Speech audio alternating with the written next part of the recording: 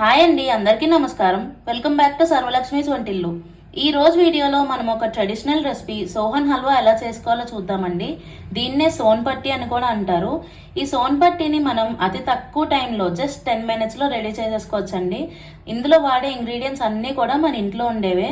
మన ఛానల్ని ఎవరైనా ఫస్ట్ టైం చూసినట్టయితే తప్పకుండా సబ్స్క్రైబ్ చేసుకోండి. మరి ఇంకెందుకు ఆలస్యం, ఈ సోన్ పట్టి ఎలా చేసుకోవాలో చూద్దాం. ముందుగా ఒక మిక్సింగ్ బౌల్లోకి 3 tablespoons మిల్క్ పౌడర్ తీసుకోవాలండి. ఇప్పుడు ఇందులోనే 4 tablespoons మైదా,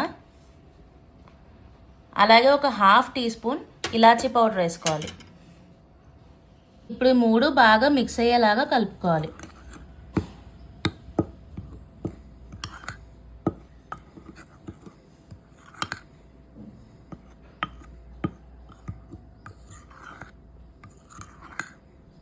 ఇప్పుడు నెక్స్ట్ మనం సోన్ పట్టి చేసుకోవడానికి కప్స్ రెడీ చేసుకుందాం అండి. నేను ఇక్కడ పేపర్ కప్స్ తీసుకున్నాను. మీరు కావాలంటే సేమ్ ఇదే ప్రొసీజర్ మన ఇంట్లో ఉండే స్టీల్ కప్స్లో చేసుకోవచ్చు. ఇప్పుడు మనం ఫస్ట్ ఈ కప్స్ని నెయ్యితో గ్రీస్ చేసుకుందాం అండి.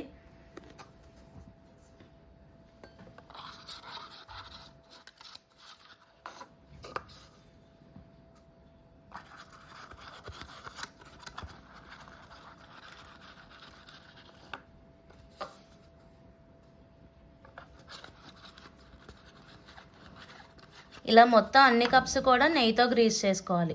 ఇప్పుడు ఇలా అన్నీ గ్రీస్ చేసేసుకున్నాక ఇందులో సన్నగా చాప్ చేసుకున్న బాదం వేసుకోవాలి. ఇలా కొద్ది కొద్దిగా సన్నగా చాప్ చేసుకున్న వేసుకోవాలి. అన్ని కప్స్లో వేసేసుకోవాలి.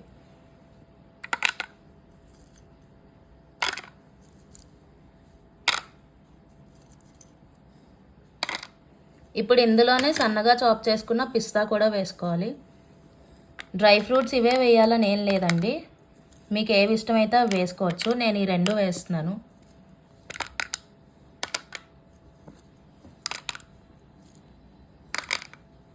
ఇప్పుడు స్టవ్ మీద ఒక ప్యాన్ పెట్టుకుని అందులోకి 4 tablespoons నెయ్యి యాడ్ చేసుకోవాలండి.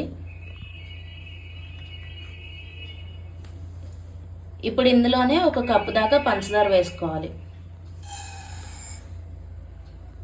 ఈ పంచదారని బాగా కరిగించుకోవాలండి, క్యారమలైజేషన్ చేసుకోవాలి. ఈ ప్రాసెస్ అంతా కూడా మనం మీడియం ఫ్లేమ్లోనే పెట్టి చేసుకోవాలండి, లేదంటే తొందరగా మాడిపోతుంది, అడుగంటిపోతుంది. అందుకని మీడియం ఫ్లేమ్లోనే పెట్టాలి.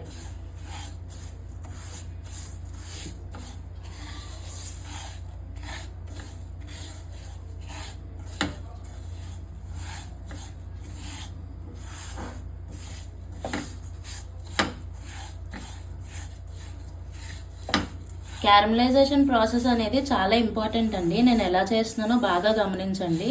కొంచెం తప్పిపోయినా కానీ మొత్తం టెక్స్చరే మారిపోతుంది. ఈ పంచదారని కరిగేదాకా మనం కలుపుకోవచ్చండి, తర్వాత మాత్రం కలపకూడదు, ఎందుకంటే మళ్ళీ క్రిస్టల్స్ లాగా అది ఫామ్ అయిపోతుంది. కొంచెం బ్రౌన్ షేడ్ వచ్చిన తర్వాత అప్పుడు కలపడం స్టార్ట్ చేయాలి.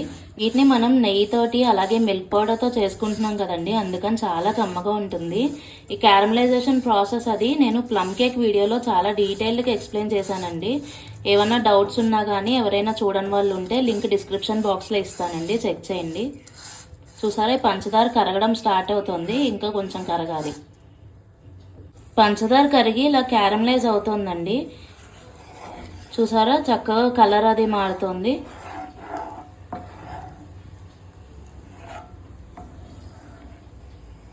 మంచి గోల్డ్ కలర్ వచ్చేదాకా క్యారమలైజేషన్ ప్రాసెస్ అనేది అవనివ్వాలండి.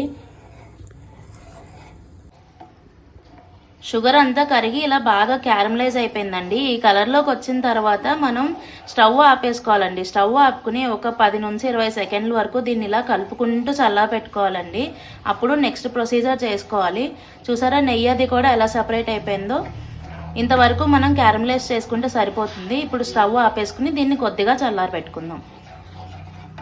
ఇలా కొద్దిగా చల్లారిందండి. ఇప్పుడు మనం రెడీ చేసుకున్నాం కదా మైదా, మిల్క్ పౌడర్, ఇలాచీ పౌడర్ వేసుకుని ఆ మిక్చర్ ఇందులో వేసేయాలి.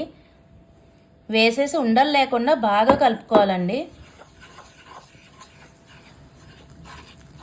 మనం వెంటనే కలిపేసుకోవాలి, లేదంటే క్యారమలైజ్ చేసుకున్నాం కదా గట్టి పడిపోతుంది. అందుకని ఇలా వెంటనే కలిపేయాలి. చూడండి, ఉండలు లేకుండా చక్కగా సాఫ్ట్గా వచ్చేలాగా కలిపేసుకోవాలి.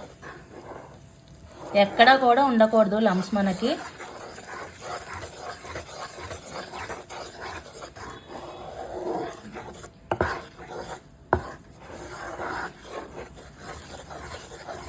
పట్టి చేయడం అనేది చాలా టైం టేకింగ్ అనేవారండి పూర్వం, కానీ ఇప్పుడు అలా ఏం అక్కర్లేదు. జస్ట్ మనం మిల్క్ పౌడర్ తోటి 10 minutesలో రెడీ చేసేసుకోవచ్చు. చూసారా, ఇలా బాగా కలుపుకున్నాం కదా. ఇప్పుడు దీన్ని కప్స్లోకి మనం ట్రాన్స్ఫర్ చేసుకోవాలి. వీటిని కప్స్లోకి ట్రాన్స్ఫర్ చేసుకోవాలండి. మనకు ఎంత థిక్నెస్ కావాలో అంత థిక్నెస్తో ఇలా ట్రాన్స్ఫర్ చేసుకోవాలి.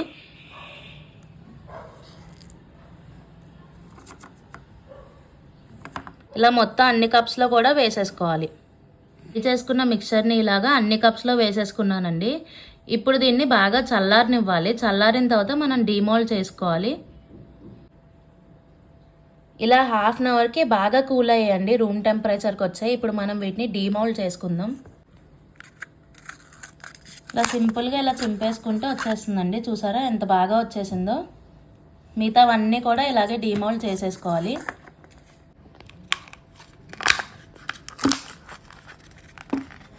చూసారా, అసలు ఏమి అంటుకోకుండా ఇంత బాగా వచ్చేసింది.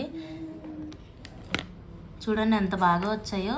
చేయడం కూడా అంతే ఈజీ. జస్ట్ మనం 10 minutes స్టవ్ దగ్గర ప్రాసెస్ ఉంటుంది.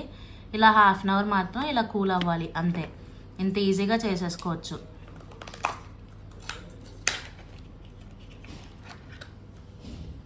నేను తీసుకున్న క్వాంటిటీకి నాకు ఇలాగా 6 అయ్యాయండి. మీకు ఏ క్వాంటిటీలో కావాలో దాన్ని బట్టి మీరు మెజర్మెంట్స్ అనేవి తీసుకోవాలి. అంతే అండి, ట్రెడిషనల్ రెసిపీ సోన్పట్టి రెడీ అయిపోయింది. మీరు అందరూ కూడా చేసుకుని తిని టేస్ట్ ఎలా కురిందో కామెంట్ సెక్షన్లో చెప్పండి. ఈ వీడియో కనుక నచ్చినట్టయితే లైక్ చేయండి, షేర్ చేయండి, కామెంట్ చేయండి. మరిన్ని వీడియోస్ కోసం మన ఛానల్ తప్పకుండా సబ్స్క్రైబ్ చేసుకోండి. Thank you very much.